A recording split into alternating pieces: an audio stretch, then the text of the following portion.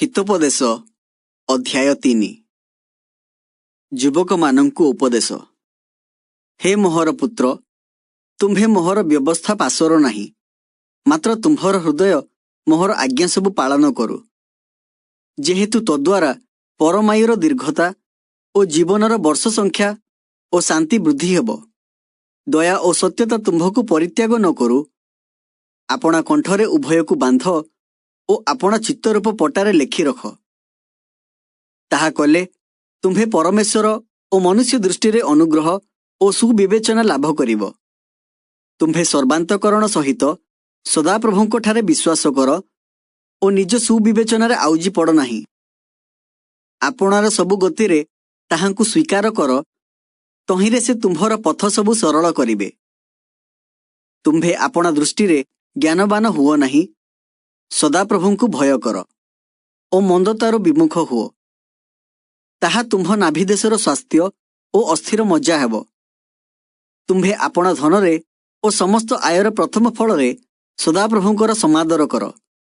तहिरे तुम्भर भंडार बहु धनरे परिपूर्ण हेब और तुम्भ कुंडरे नूतन द्राक्षरस उछुली पड़िब।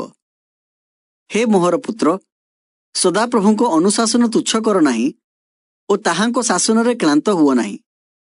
कारण जेपरि पिता आपणा संतोष पात्र पुत्र को, सेपरि सदाप्रभु आपणा प्रेम पात्र को अनुशासन करती। जेउ लोक ज्ञान पाए और बुद्धि लाभ करे से धन्य। जेहेतु रूपार वाणिज्य ठारू ताहार वाणिज्य उत्तम, पुणी शुद्ध सुवर्ण ठारू ताहार लाभ श्रेष्ठ।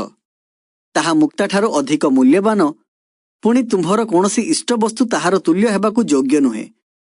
ताहार डाहण हस्तरे दीर्घायु, ताहार बाम हस्तरे धन और सम्मान थाए। ताहार पथ सबु सुखदायक पथ और ताहार समस्त मार्ग शांतिकर अटे।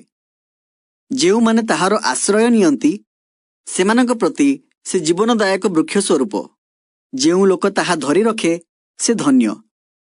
सदाप्रभु ज्ञान रे पृथ्वी स्थापन कले, से बुद्धि रे आकाशमंडल सुस्थिर कले। ताहांको ज्ञान रे गभीर स्थानरु जल उछुली उठे, पुणी मेघरु काकर टोपा टोपा पड़े। हे मोहर पुत्र, एही सबु तुम्भ दृष्टिगोचररु न जाऊ। तुम्भे तत्वज्ञान और परिणाम दर्शिता रक्षा कर। ताहा तुम्भ प्राणर जीवन और कंठर भूषण हेब। तेबे तुम्भे आपणा पथरे निर्भୟରେ चालिब, पुणी तुम्भर चरण झुंटिब नाही। शयन कालरे तुम्भर आशंका हेब नाही।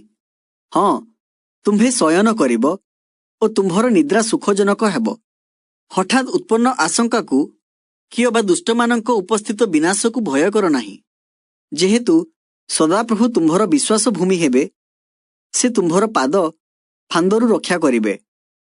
उपकार करिबार सामर्थ्य तुम्भ हस्तरे थिले उचित दानपात्र मानंकु मना कर नाही।